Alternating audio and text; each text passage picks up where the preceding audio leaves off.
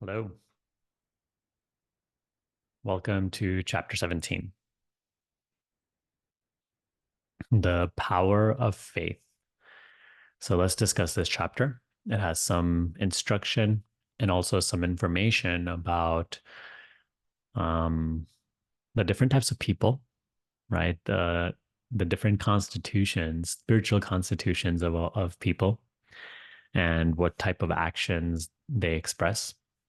And then really like Krishna shows us how to be in this life once again. So, because in the last chapter, Arjuna, Krishna told Arjuna that you should follow the scriptures. So, in this chapter, Arjuna asks Krishna, what is the state of those who disregard the scriptures? So, they don't follow the scriptures, but still worship with faith. So, that's a good question.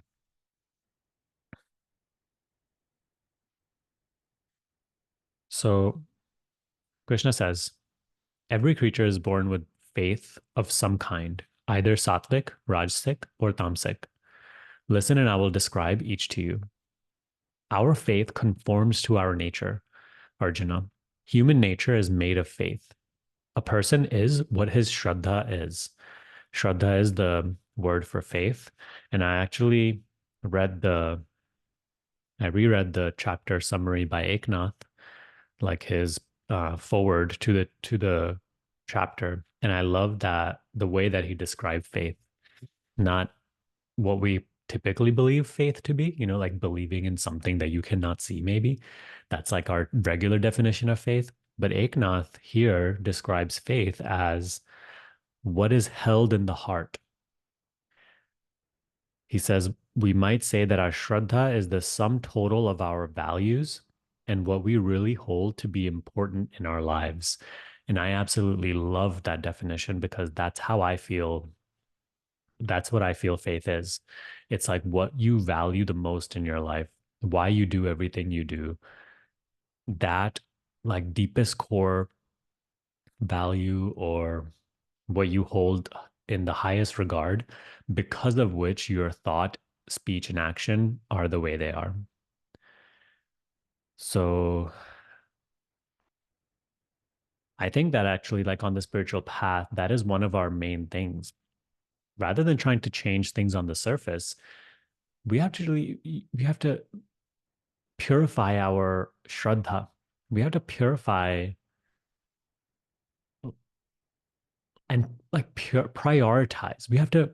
I found this in my journey that like you can try to battle against your behaviors, your thoughts, your actions forever. And sometimes you do create a change, but it's very short lived and it's effortful. But I found in my journey that when I reprioritized what I value, when I really take an inventory and I observe myself living life and I see like, okay, what is working? What is bringing peace and clarity? What is removing it? And then like, I'm also seeing that like, okay, what is it that I care for most in this life? When you get those like deeper priorities right, that's what creates an effortless change in your character. So that's just what I've experienced. And, I love that there's a chapter on this that you are what your Shraddha is. You are what you value and cherish most, that which you are devoted to, you know. In the beginning, when we start the spiritual path, we are devoted to pleasure. We are devoted to all these things that the mind wants, wealth, power, fame, praise, approval. That's what we worship. Even if you like most of the world, even when they worship God, they're really only praying for pleasure, wealth, power, fame. You can see that. So that intent is what like purifies as we grow spiritually. That's totally okay in the beginning if that's like our main shraddha, that's our main object of worship. However, I think as we even pursue those unclean ends, it becomes clean. Like our motive becomes cleaner and cleaner because we start to see the transiency, the impermanent nature of those things, and that they can never really be um, secured or eternalized. So let's carry on. I'm just rambling now. So yeah, Krishna says a person is what his Shraddha is. Then he goes on to describe a little bit about like the nature of sattvic people, rajasic people, and tamasic people. And just keep in mind that this is, again, this is like a scripture from India, and it is sort of, he's describing those people with the Indian customs and traditions and, like rituals and in mind. Like, so don't think that like you have to do everything that he says that sattvic people do here. That's not the point.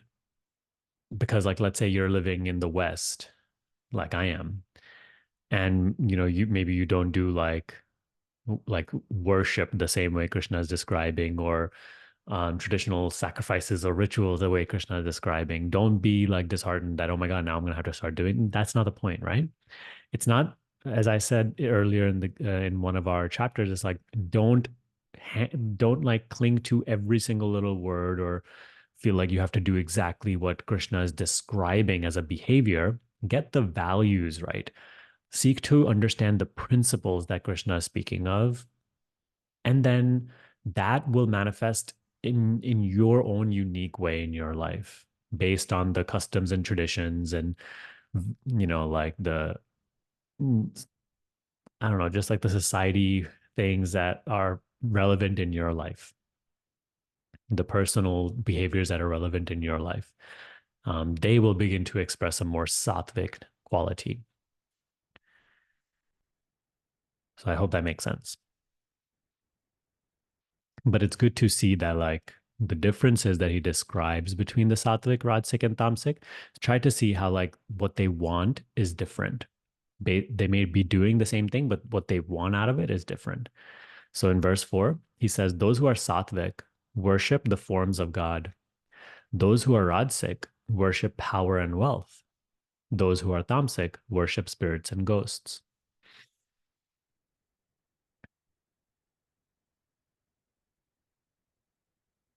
In verse 7, the three kinds of faith express themselves in the habits of those who hold them. So our Shraddha is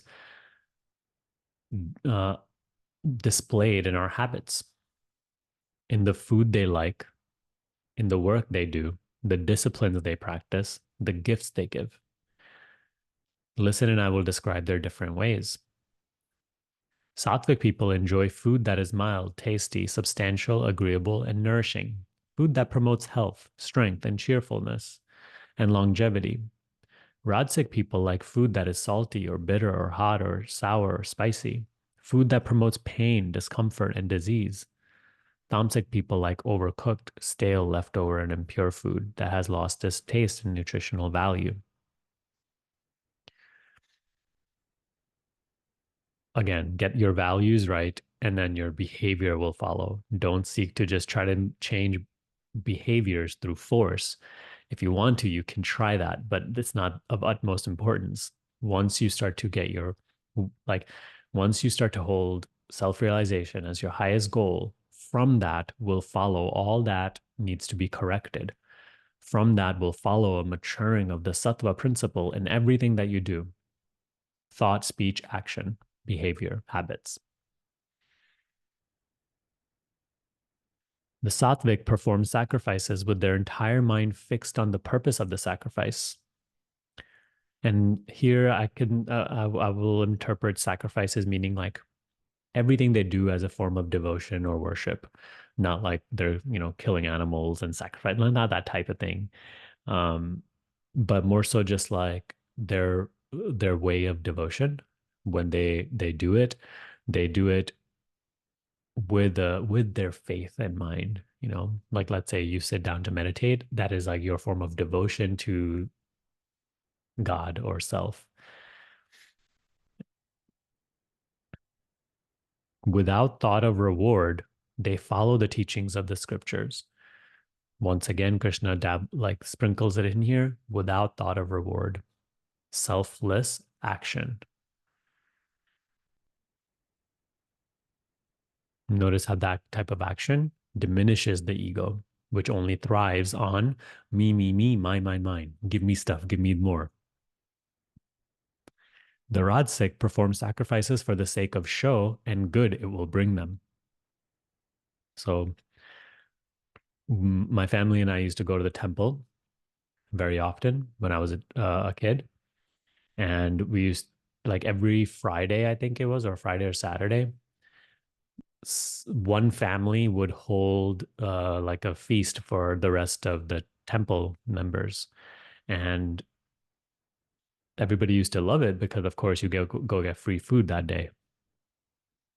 But what everybody would know and notice is that many people who used to offer that service, who used to volunteer that, like, hey, today I will feed everybody, I will pay to feed everybody, they often only did that for the sake of show. They often only did that for like the praise. And so you can see that, like, that type of motive is limited. It is Radsik. It is they're only for their own gain. It's not pure in its motive.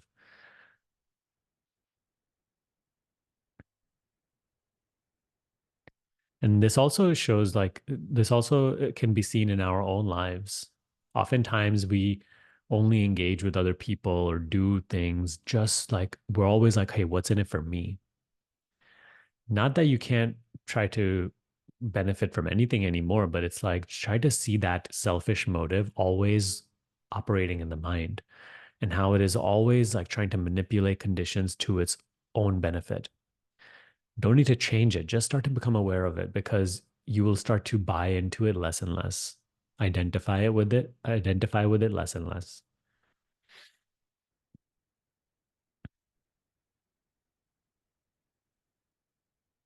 So the Rajasic are so the Sattvic, they do everything without expectation of reward, doing it for its own sake as an offering to God, self, Krishna. The Rajasic do everything for self gain, selfish seeking. The Tamasic, they just are scattered in their doing. They don't even know why they do what they do often. Or they'll so yeah, they perform sacrifices ignoring both the letter and the spirit. Now, this next verse is good. It offers these next few verses, they offer good instruction to offer service to the gods, to the good, to the wise, and to your spiritual teacher.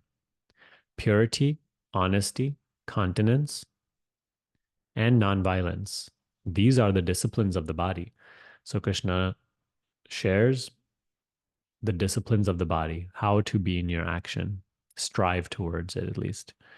To offer soothing words, to speak truly, kindly, helpfully, and to study the scriptures. These are the disciplines of speech. So, this is the type of speech that will purify.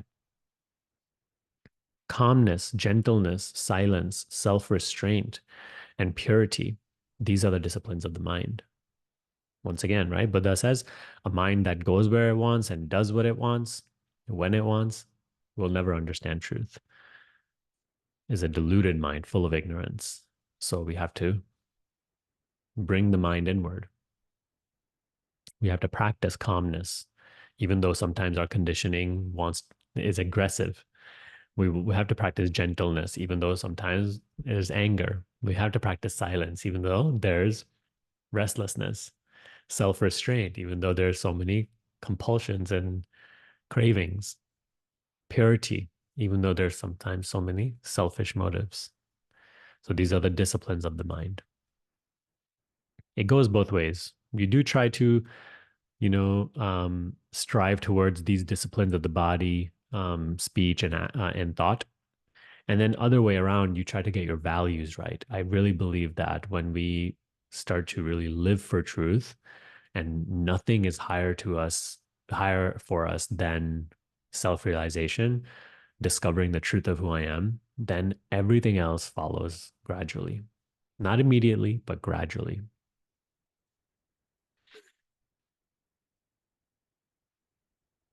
Verse 17. When these three levels of self-discipline are practiced without attachment to the results, but in a spirit of great faith, the sages call this practice sattvic. So you do all this work, all the spiritual practice without attachment to results. Attachment to results, it's worth mentioning again, is ego. A hope or craving for some benefit in the future is ego. That's why you keep having to hear that, let that go. And that's the way it is.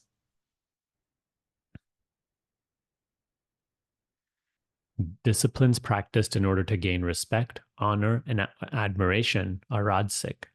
They are undependable and transitory in their effects.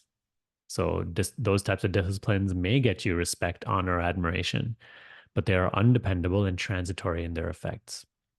And I noticed this, all my life I was sort of like undermined and I was very insecure. So when I started to empower myself through the beginner spiritual teachings that were coming in my life when I just began the path, it was all about becoming powerful and abundant and prove to other people that I'm worthy, that I am confident, that I am better than them. And I noticed that even when I achieved successes or things that other people never thought I could do, you get praise for a little while, maybe like a day or two, but then it just sort of like neutralizes. Then that just becomes your normal. And then it's never in the way that you thought you would receive that praise and that it would be like permanent. I read a quote a while back also about success. And this person says that like all success promises you is another opportunity to create that success or something of that nature. So like you find success and you think it's going to bring you all of these things and people are going to fall in love with you and your life is going to be good forever, but it's always transitory. It's always impermanent. And once again, now you're just in a different environment, perhaps in different circumstances, but that complex of needing success doesn't go away, or that complex of needing approval of someone else doesn't go away. So that's just something to notice in your own life as well. The Rajasic rewards, right? The rewards that the Rajasic seek, they're very, very momentary. It's like an endless desire. There's no end to it. And then verse 19, disciplines practice to gain power over others or in the confused belief that to torture oneself is spiritual is tamasic.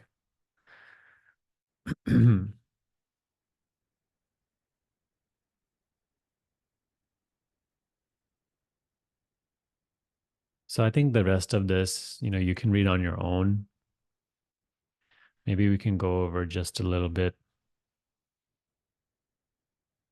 but I think you gain the essence of the chapter now, with just what we have already read. In verse 20, once again, it's just about giving simply because it is the right to give without thought of return at a proper time or in proper circumstances.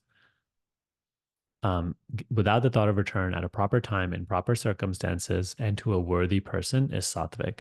Giving with regrets in the expectation of receiving some favor or of getting something in return is rajasic. Giving at an inappropriate time and inappropriate circumstances to an unworthy person without affection or respect is tamasic. These are just some standards to observe in your own behavior and try to purify that by letting go of the limited, because the limited will only bring the limited.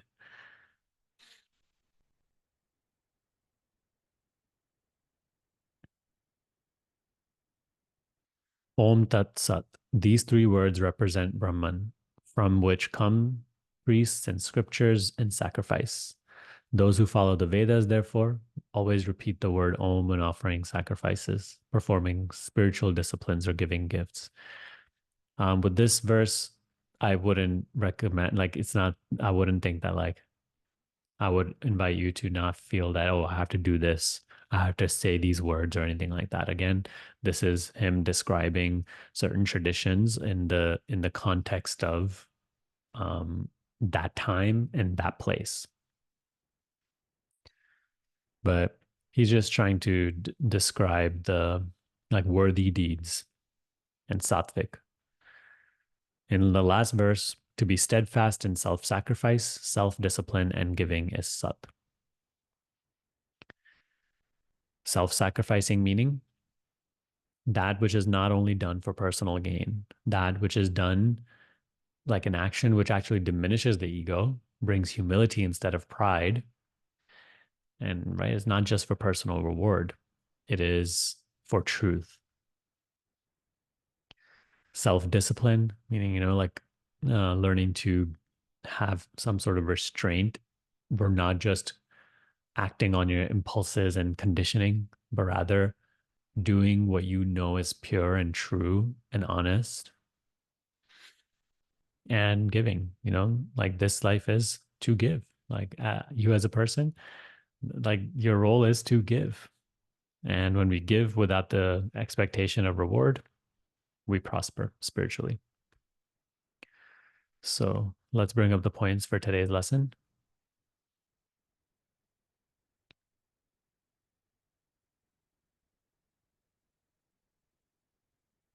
Chapter 17, the power of faith. You are what you hold in your heart. What you care for the most is what you worship and are devoted to. So, if you spend all your day um, trying to just, like, if everything you do is because you want power, wealth, fame, this and that, that is what you worship. That is actually your God. It's nice to see it that way, because then you really see that, like what you hold most true to your heart, what you value the most. Even the Rajasic won't like to hear that their God is wealth. When you hear it in that way, it makes you really rethink your values. So, what is it that you worship? What is it that you are devoted to? Strive to be pure in thought, speech, and action, making everything you do an offering to God without expectation of reward, personal or spiritual. Right? Don't even also just try to let go of seeking rewards so that you can gain some spiritual reward. See how cunning and subtle, clever the ego is in that way. So you see, this is the way to live life. Do all this, live in this way, and let what comes come your way. The rest is not your job. What happens to you, where your life goes, whether you realize yourself or not, that's just unfortunately not your job. Or we can say, fortunately, it's not your responsibility. Let go of holding praise, approval, fame, wealth, power, pleasure, and the highest esteem. This desire is endless and keeps you bound to the world in personal identity. And whatever part of you still is attached to these things will keep driving you into acting and doing for the sake of these things. And that's okay, but go about it the wise way. Observe your life, see what creates purity, harmony, clarity, peace, and what creates dysfunction, suffering, restlessness. See if these rewards, whenever you get them in life, can never be held on to. Observe their impermanence. And through that, naturally comes a maturing process, which helps you become more established in faith. To discover the truth, make your life truthful. Okay? That's how you make your life truthful. Strive to be pure in thought, speech, and action. Do everything for the truth rather than for this impermanent pleasure and that impermanent pleasure. Okay, that's it for this chapter. We have one more left. So see you tomorrow. Have a good day.